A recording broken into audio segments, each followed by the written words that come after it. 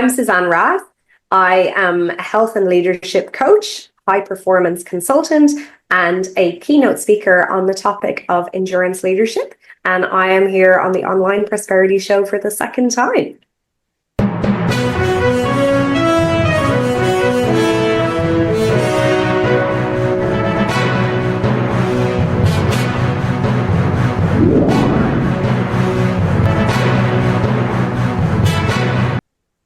Welcome to yet another exciting episode of the Online Prosperity Show, your ultimate destination for exclusive insights into thriving businesses and life in general. I'm your host, Prosper Taruvinga, and today I'm really excited to welcome back a guest whose journey just epitomizes resilience and transformation.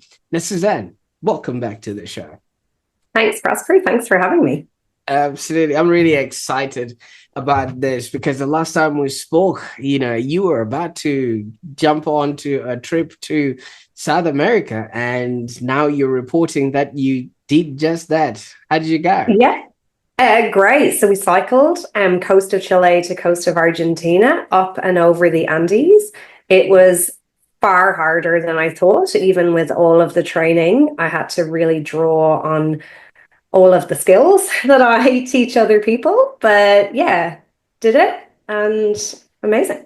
Absolutely. We're going to be jumping into that and more. So I want you to, if you're watching this right now, I just want you to picture yourself maybe having had a career-ending injury, on a bicycle, but then years later, you cycle across South America, facing unpredictable terrains and still finding the strength to lead others towards a vitality. And that's exactly what Suzanne has been about. And she's a psychotherapist that has turned herself into an executive health coach, endurance athlete, and a visionary entrepreneur. And her story is just inspiring. And I think it's a testament to the human spirit, the capacity that we have to endure and flourish, no matter what it is that you're going through in life. And we're having a back for the very second time, and I'm getting excited about this sort of series because when people leave the Online Prosperity Show, they go on and do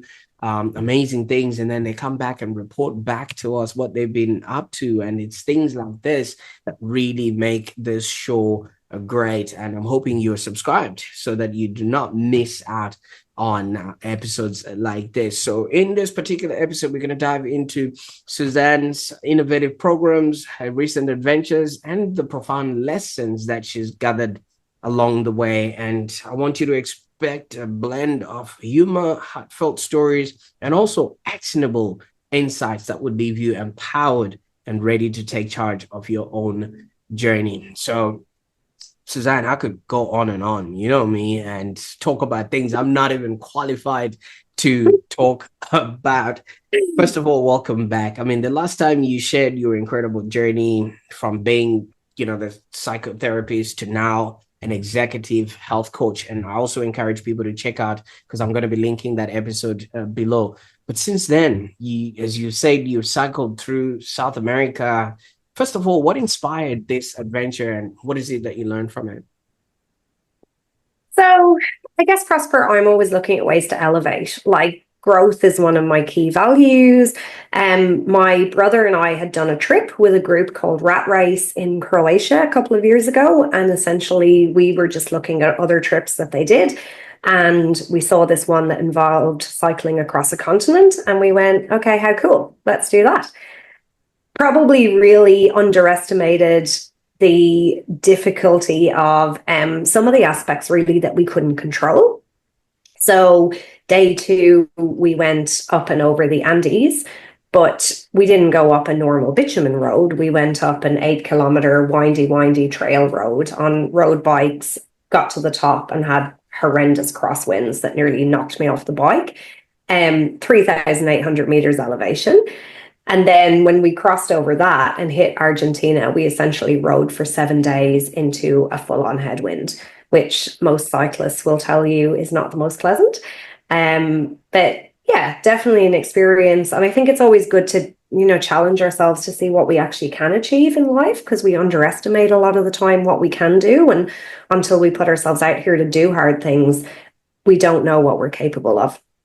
Absolutely. And thank you so much for opening us up with that. Now, Suzanne, if I remember correctly, in your last episode with us, you talked about a bicycle accident. Yeah.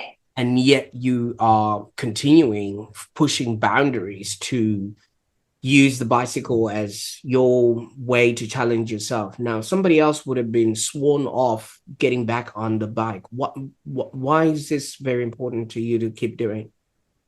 So, number one really is this idea that we can all take back control of our own health and our own well-being, and that we need to lead rather than manage our lives. So many people, when something happens to them, they develop this external locus of control. So it's, this thing happened to me, and this is the way it is now, and they just, that's how it is, right? I wasn't like that. So I was working as a physiotherapist in Sydney, 2013, got hit by a car, and essentially had 2 years of not just healing from all the jaw fractures, but having a mild traumatic brain injury. So cognitive issues, memory issues, focus, mental health, constant pain. But I wasn't willing to accept that. And so one of the diagnoses that I got was adjustment disorder, which essentially means that you aren't accepting the new normal, that you've had a trauma and that you're not willing to accept the results of that trauma. And the thing is, I wasn't willing to. So I was determined to fight back. I had this really clear vision of where I needed to be. And so I had to navigate and drive through that really hard part and through some of the darkest days to get back to where I actually wanted to be, rather than, accepting that this was just my fate. Absolutely. And also, I mean, you could have just gone on your bike and just gone around your neighborhood, in your little area there, but you went to some of the hardest terrains, as you've explained, and some of the hardest parts, because during your trip there were challenges with adapting to different routines and diets. You're in a different time zone, and you're talking of all these headwinds and things that could have knocked you off your path. Now, how did this experience sort of then influence your perspective on health and wellness and mindset?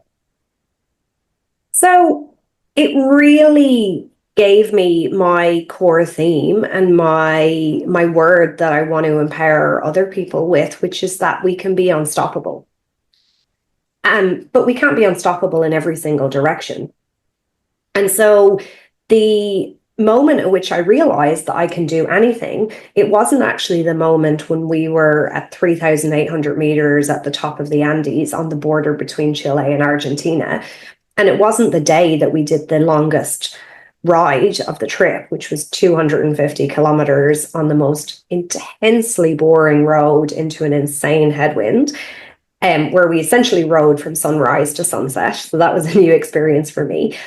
And it wasn't even the day that we finished on the beach just south of Buenos Aires.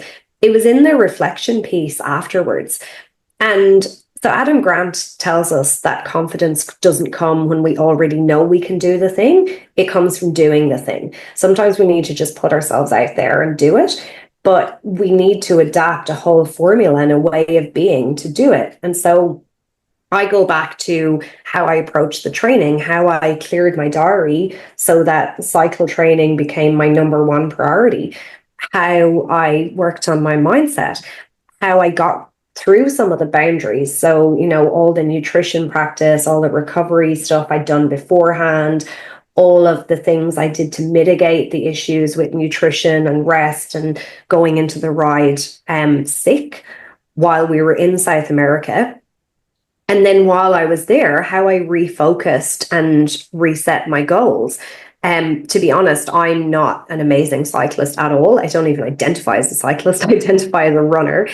And so the cycle for me was not about doing it as fast as possible, but while we were there, I was really surprised at how much I struggled going into it on the back of being a little bit sick, not having great sleep, as you mentioned, just not eating my normal food. My bike had broken on the plane, so I literally got my bike back 10 hours before the ride, so that was a bit stressful. So all of these little things were making for it not to be that ideal situation. And so I constantly had to reset my goals and refocus on what the actual goal was. And, think to myself, well, my major goals here, right, were to get to the top of the Andes, to do those long days of riding.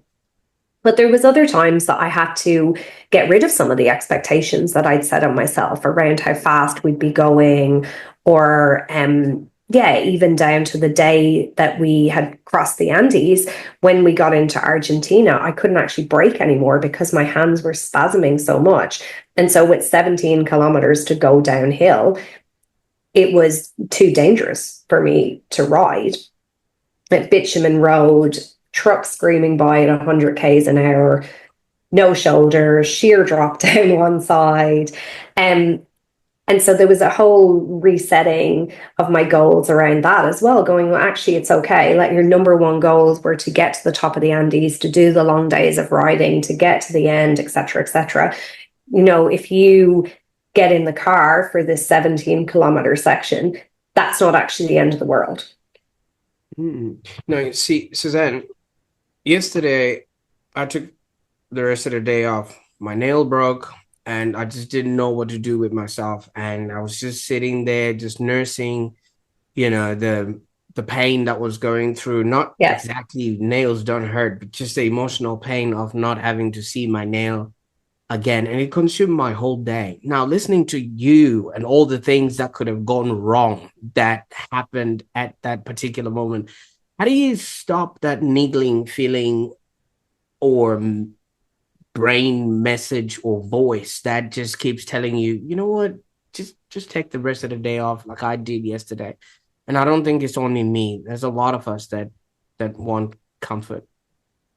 So I guess there's two things with that. One is a thing which I practice, which is this idea of regularly resetting my day. So resetting my day every 3 or so hours, or when I block my day, when I set out my calendar for the day, I deliberately put in spaces of intentional breaks or intentional reset time and actual firefighting time as well. And so things like, I won't check my emails first up, because as soon as you get into your emails, then you become beholden to other people's goals and not your own goals. And then the second thing is that constant focus on our vision and our values. And so I was just constantly envisioning the finish line, the Andes, the next rest stop, various things like that to get me through. Constantly trying to take in and be present with the scenery and try and fall in love with the heart. And I think any of us, we don't need to be running marathons or cycling across continents, but there's a point in business or in life when we have to find a way to push through the hard stuff. But in saying that, it's also perfectly okay to rest. It's perfectly okay to say, and it's encouraged to rest. Sometimes you just have a day where you're just over it and you go, you know what, I just need to sit and watch Netflix. So long as you have a strategy where you're saying, okay, well, Netflix is really important to me now because I need to switch off my brain. I'm completely tired. I'm completely over it. But my strategy is that I'm going to allow myself 3 hours of it or whatever it might be. But when I get up tomorrow, I'm resetting and I'm doing da, da, da, da, da. And I'm back on track with my goals. You see what I like about the way that you show up and who you are is it's unlike all the other coaches out there. The other people that I probably end up talking to are, follow this route. They go to a seminar, they're hyped up by the individual that's speaking to them, maybe walk through a couple of red calls and, come back and sit down and all of a sudden they're the coach. They're the one that is, helping people. But your work stems from lived experience, stems from practical being and doing and actual really involving yourself sort of into this? How do you keep all of that going? Because as I said, for me, I just broke my nail and I thought that was it for me. So it's about having that sense of purpose, really, like having the vision, doing the work that aligns with my values, but also doing work that energizes me. So I still have my clinical business as well. So I've got a team of nearly 30 across 3 clinics. And just in February, so since we last spoke, it dawned on me that I had created my ideal role within the clinics. So 3 years ago, I was doing a business coaching thing. I wrote a letter about how I would like my role to be in the clinics. And it was all around strategy, being the visionary, being able to come in when I wanted, have a chat, run the leadership stuff, but not having to answer every single nitpicky little question. And so when I reflect back on that 3-year period and how I actually built that, there was lots of hard stuff in the middle, right? And I think I could have got there, a lot quicker, actually, if I had had that vision really front and center. What happened, as many of us do, I went to this coaching program, I wrote the thing, I was really inspired by it for like 10 seconds, and then I put it away. And I went on a bit of a roundabout route to get to where I needed to be. But I think if I really kept it in front of me and really laser focused on it, I probably would have got there a bit quicker. I don't regret that, because I think, we learn from every experience in life. But, I really plan both my coaching, speaking, and my clinical work and my life. So around going on great adventures and participating in endurance sports and so on, around what energizes me. And so much of it is also about deleting the things that don't. And so there's lots of things that I would like to do, that would be nice to do, like late nights and social things. But when it comes down to, is that a priority versus, training for my stuff or whatever my top 3 things are at the time, it's just not. So I let it go. Absolutely. And that sort of awareness is what's really crucial, because then you know what you're supposed to be doing and what not. That way you're not measuring in minor things like what most of us would be doing. Now, you've got a program, the Thrive 360 program, and it's been making waves. Congratulations on that. Could you maybe walk us through its core components and how it actually empowers individuals to reclaim their vitality? So Thrive 360 is suitable for teams, individuals, and leaders. So I have people currently doing it who are going to run through it with their teams. I have people doing it for themselves. And there's 3 core pillars. So purpose, productivity, and prosperity. Purpose is such a huge thing. So purpose aligns with, what is our unique vision? What are our unique values? And how do we energize ourselves around that? How do we tune into our body's energy? And, it also feeds into the workplace. How do we align our personal sense of purpose with the work that we do? The productivity is it's not about hustle culture or doing more, but it's about being really intentional with our time and also having these healthy habits. So what do we put in our mouths? How often do we move? Because we know the research on things like burnout, actually a risk factor for burnout is poor management of your own health.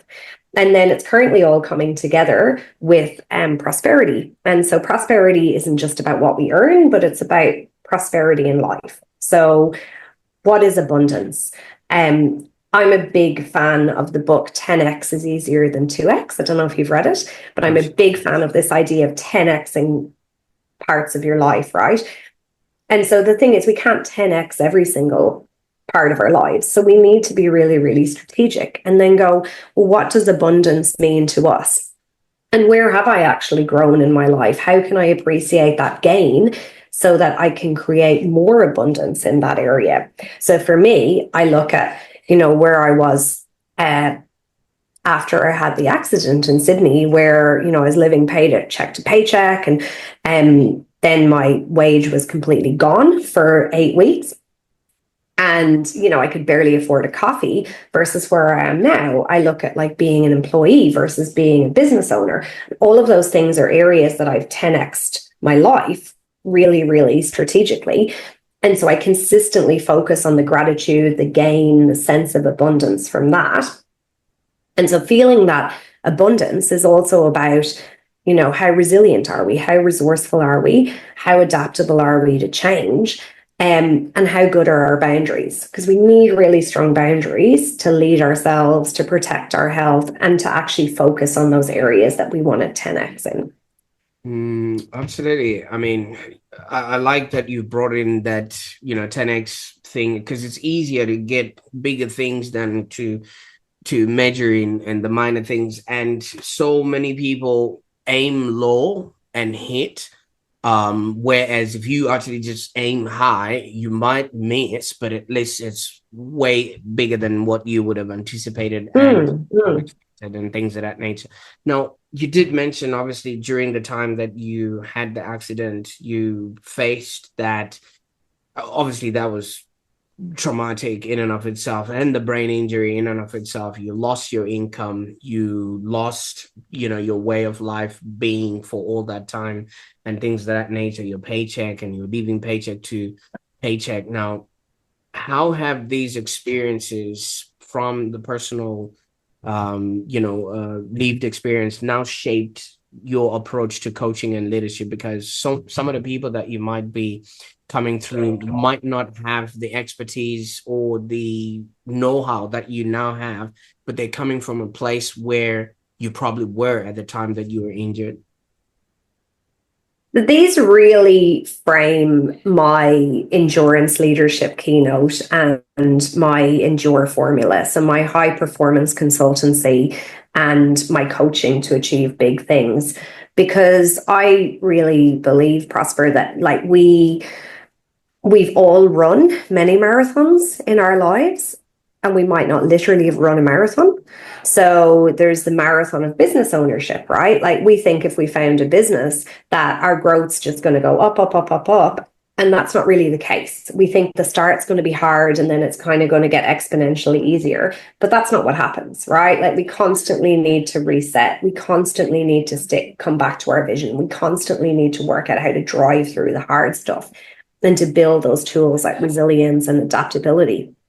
The same for people that have kids, right? Like you think, okay, this is going to be lovely, but it's what do you need to give up? And so many people then lose themselves in that whole process.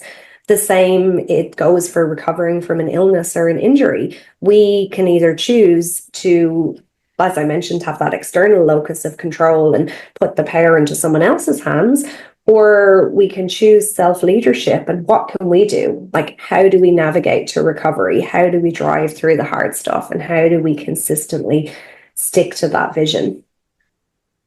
Absolutely. And you know what I like about all of this? You do have a keynote, right? That you talk about this endurance leadership. And it's fascinating. Now, the way that you have explained it, the way that you wrote yourself a letter and the way that you're, taking yourself out of the business, that's a whole different type of leadership that feels like an athlete training for a championship or for the Olympics. And maybe some leaders are just thinking to themselves, she'll be all right, mate. Let's just go sit in that cushy corner office and things like that. How do you draw parallels between endurance sports and effective leadership in such a way that it doesn't feel painful for the person that's going to be executing it?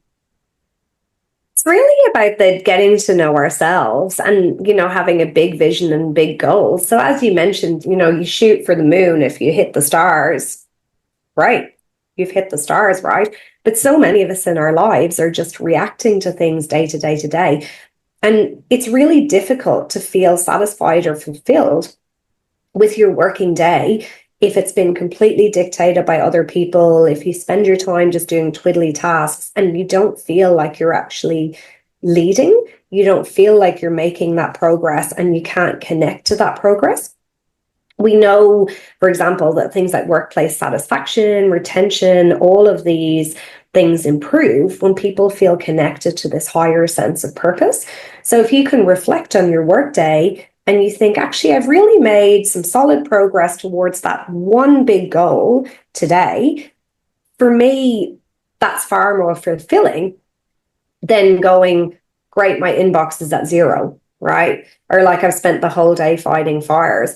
And so that's the reward. Like the reward is that constant elevation and that, that real sense of purpose and fulfillment. And there's a certain discipline that goes with that, of, sticking to the vision, refocusing, resetting. And something I say to people a lot is you don't see a lot of marathon runners that are like, okay, well, I'm going to go off and play pickleball, right? It's like, you're training for the Boston Marathon. You're training for the Boston Marathon. You're not like, oh, hang on, I forgot. What am I training for today? What am I doing? I don't quite know what I'm doing today. Like, you get up, you have a training program. That's your default diary. You do it, right? Unless you're sick or something comes up, and then you refocus, reset, start again the next day. I like that, because I think that I don't know if it's you, or call it the 4 R's, right? The recovery, reflection, refocusing, and resetting. Yeah. And I think that is the antidote to burnout, really, because so many people are just getting into these roles, getting into this leadership, and they don't quite know. Like you said, you're training for the Boston Marathon, but you're operating as if you're going to watch your kids dance. You know what I mean? Sitting, watching Netflix, chips in hand, while you watch other people do and achieve. And I think that's the reason why so many people struggle with burnout. What sort of strategies do you recommend for maintaining energy and focus on, especially in this high pressure environments, that will then help people really, really operate at a high level? Yeah, so many. So I've actually just released an energy audit, which has 3 pillars to it. So there's vitality, alignment, and connection. And so the vitality is the high performance health habits. And that's even tiny things like micro breaks during the day. There's so much science to micro breaks. And that has been a game changer for me. And that's actually something that I was so prone to pushing through. So I do my little Pomodoro method, and then I'd have my 5-minute break, and I'd go, I'll just quickly book a flight. I'll just quickly check my emails. And now, because I know the science behind micro breaks, I get up. When I get up, I make a cup of tea, or I pat the dogs, or I go outside, or whatever it might be, even closing my eyes to get rid of that visual stimuli, just to reset.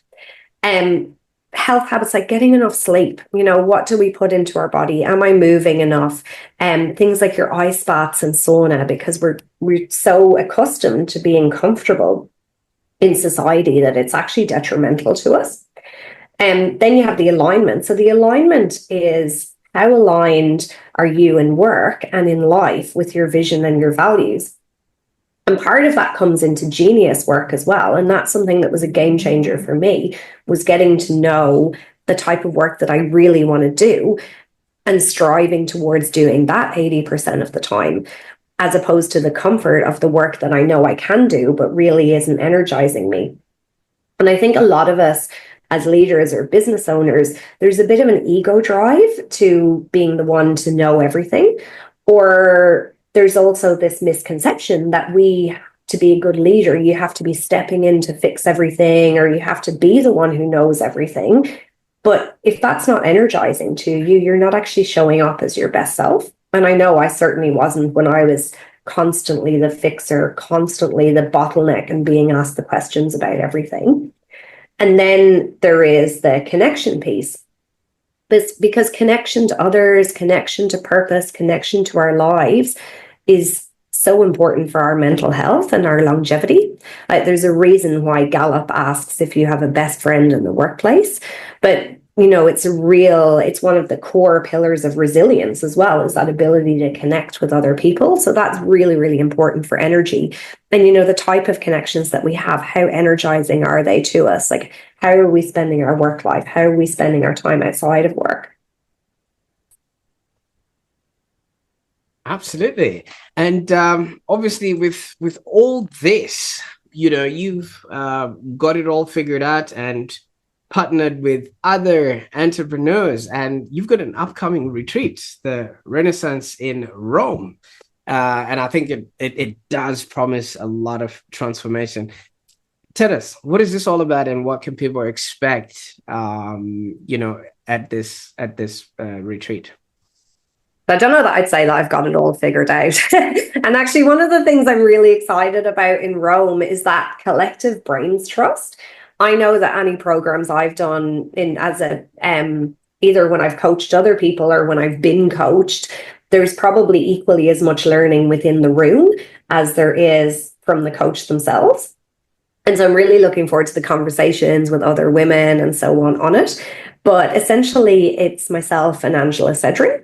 So Angela is the business growth strategist. She is an absolute legend with strategy, amazing with clarity, cutting through the BS, empowering your team to, actually get things done. She posted a really great article recently, which resonated with me because I definitely spent a time where I felt like this, where you have the meetings and people say, yes, yes, yes, yes, yes. And then a week later, you're going, well, where's the progress on that? And I know that there's so many business owners that feel like they have to be the one cracking the whip or following up the things all the time. So she's excellent with strategy, but real clarity that you can communicate then back to your team, but also how you can elevate yourself. So she's going to be running her profit pulse diagnostic and a whole range of other things on that retreat. And I am going to be running my health, alignment, vitality, connection pieces. So we're going to have visioning, we're going to have values work, we're going to have some daily stretching and yoga, we're going to have that ability to connect back to ourselves. But most importantly, we're going to have space to think. And I know that like a lot of my best ideas come about on holidays and in those incidental conversations with people. So we have a day at the spa. We have really exclusive Roman tours because we have a local on the ground who's Angela's cousin that's going to be taking us around Rome. And yeah, it's going to be a really beautiful experience. And as I mentioned, I think that capacity to learn from other people as well. We've got people coming in marketing, people coming who are vocal coaches, and yes, a whole range of owners and female leaders that have that collective shared wisdom. Because I think the room we put ourselves in is so important.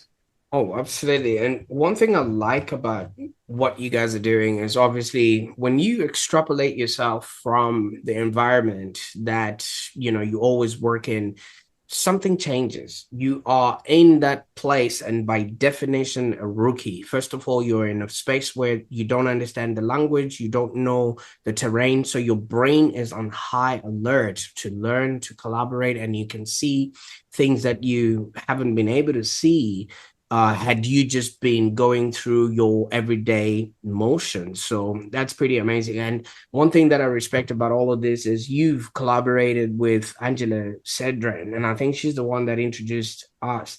Yes. And it's been on various sort of initiatives. Now, I've noticed some of the work that you do is through collaboration, even if you haven't noticed it. The first bike ride you did was with your brother, and Yes. you guys did that together, and now you're ongoing, and it's now become part of, your routine and things like that. First of all, before we ask about Angela, how important is it to have people in your corner, and especially, in the journeys that you have done and the person that you have actually become? It's really important, but we need to constantly analyze if they're the right people. And I teach a level of this in my programs. Things like boundary setting and boundless vitality is looking at those energizing relationships. So we need to be really careful who we take advice from and analyze other people's reasoning for giving us that advice. And I know that over the course of my career, I've needed to step up my mindset from, say, being an employee to an owner, being an owner to being a coach to being a speaker. And so I've needed to surround myself with different people who actually get it, right? So I have a group of professional speakers who I work with around speaking. because they understand that industry, right? So I won't go and ask, say, my husband for advice on that because he doesn't understand the industry. And so he can support me emotionally, but I have to be really, really careful with who I take advice from, as we all do.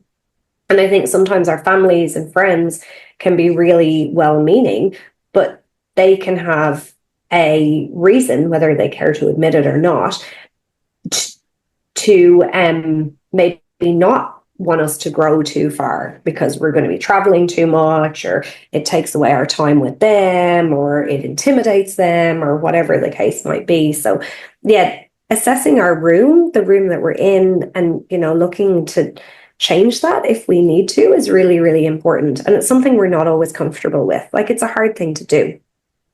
Absolutely, because sometimes you've grown up with these people, they've always been there for you, but you're absolutely right. When you start leveling up, they also start thinking, this might mean I'm now in the spotlight. I haven't done my work, and obviously they'll try and pull you down. But how has the partnership with Angela sort of enriched your work and your offerings?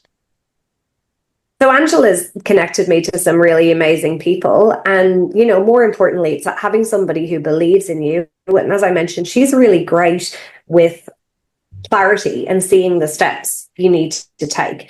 It doesn't matter if you are a coach, it doesn't matter how much you've trained. Like, I know you're a big reader. We can read all the books that we want, but one, if we're not implementing, and two, sometimes we can't see the wood for the trees ourselves, and something can be so obvious to someone else. So having that brain's trust, or having that trusted opinion where somebody can step in and say, well, just do this, this, and this. Or, what I see you're doing is amazing in da, da, da, da, da. Then, it really removes a lot of the time and the boundaries that we'd otherwise have to push through on our own.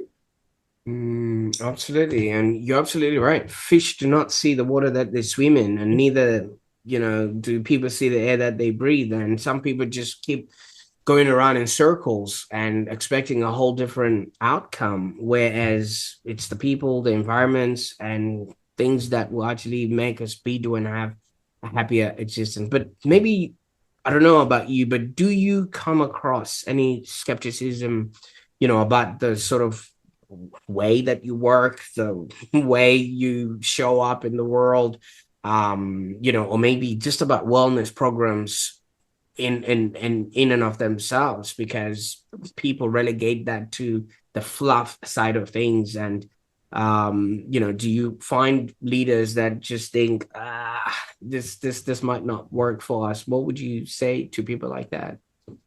I mean, I have skepticism about wellness programs. So, like, you got to get people in that resonate with you, and whoever you get in, whether it's as your coach, or to talk to your team, to run a workshop, or to speak at your conference, you need to be really clear on the outcome that you want and think, is this the person that's going to deliver that outcome, right? So my example, and you touched on my lived experience, like, I run a business. I live and breathe high performance, like doing endurance things and getting the most out of my life. But I certainly don't purport to be perfect. I don't think I have this Instagram perfect life or anything. I'm just really clear on my 3 things that I want to work on all the time. And then anything else, I just get rid of, delete, delete, delete.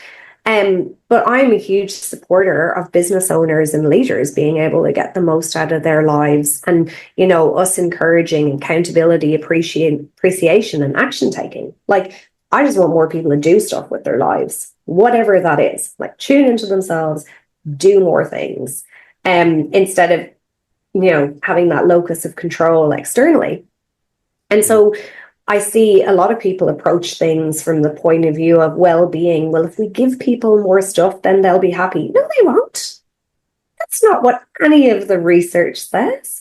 We need to empower people to lead themselves and to actually strive to be high performers. It doesn't matter what area it's in. It doesn't matter if you want to have the best garden in Melbourne. It's, well, how do you get there?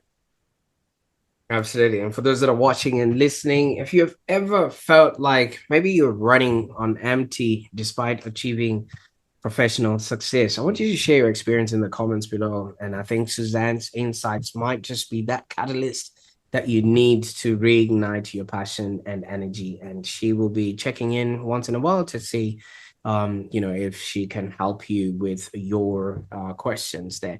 Now, Suzanne, before I went on that bit there, you say the massages that people get in the offices, the ping pong tables and the snooker tables, the bean bags, all of that is not contributing towards wellness or a good culture within the business? It depends on the agreement of your team, right? And how these things are used. There's a huge amount of cynicism about the tacked on well-being approach. There's a huge amount of cynicism about team building stuff. And, a lot of the workplaces that are providing these things, the expectation is they're there because you're going to be there for breakfast, lunch, and dinner, right? So it really depends on how your culture runs and how intentional you are about your culture. But one of the things that we do in our workplace is a specific key motivators assessment. So we go through we get them to do a key motivators tool, and my people and performance manager discusses with people how they want to be rewarded and so on. And so we tailor things around that rather than going, okay, we give everyone the same bonus, or we give everyone, this. We put more Tim Tams in the tea room or whatever it might be. We really try to adopt that tailored approach as much as we can to try and hit the majority of motivators to make sure people feel recognized, they have those career progression pathways, they feel heard, et cetera, et cetera. And that's the stuff really that the evidence would say leads to retention. I know our team satisfaction scores are higher than they've ever been. Whereas, evidence would tell you if you give people a bonus every Christmas or whatever it might be, which is a lovely thing to do, they come to expect it after 1.4 times. So you breed that culture of entitlement if you're constantly giving, without connecting people to that shared purpose and, creating a culture of performance and accountability and action taking. Absolutely. I like that because so many people, especially leaders, they just like to be liked. You know what I mean? They envision everybody enjoying a Tim Tam, biting it in the corner and having fun and things of that nature. But after all is said and done, that's not what motivates people. And your high performers will leave. Yeah. And because they want career progress and they want to be challenged. So high performers want feedback. They want to know the goalposts. I'm gonna have to cancel my Tim Tam subscription then for the break room, because I thought everyone was smiling as soon as they see me high-fiving, because it's the Tim Tams that are making them excited. So fantastic. Now, Suzanne, I can't thank you enough for the time we spent on the call today. Last time when we concluded, you were going to embark on your journey to South America, and you did just that. Today, you've told us you're going to be doing the Renaissancein Rome trip. What's next?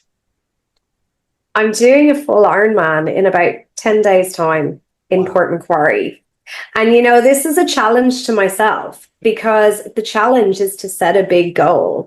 And since I've been training for South America, since Christmas, I've had this niggly voice in my head that said, you're doing the bike training. I'm probably never going to commit that much time training on the bike for a long time again, because I have other priorities, right? Like now I want to start moving more into promoting my speaking and so on. And so I can't be giving 20 hours a week of training. I just don't want to.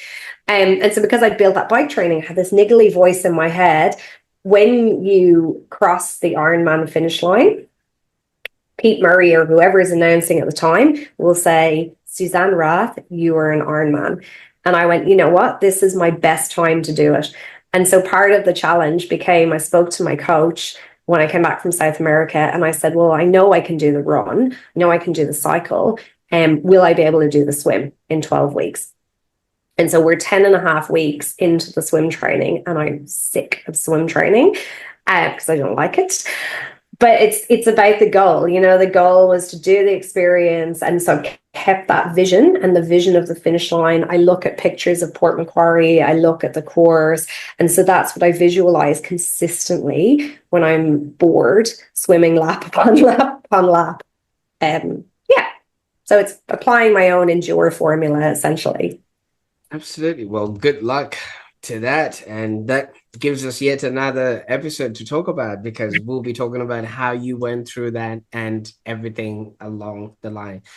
Now, Suzanne, I can't thank you enough, not only for the insights that you've shared with us, but also agreeing to come back on the Online Prosperity Show for the second time. It must mean that we're doing something amazing on this part.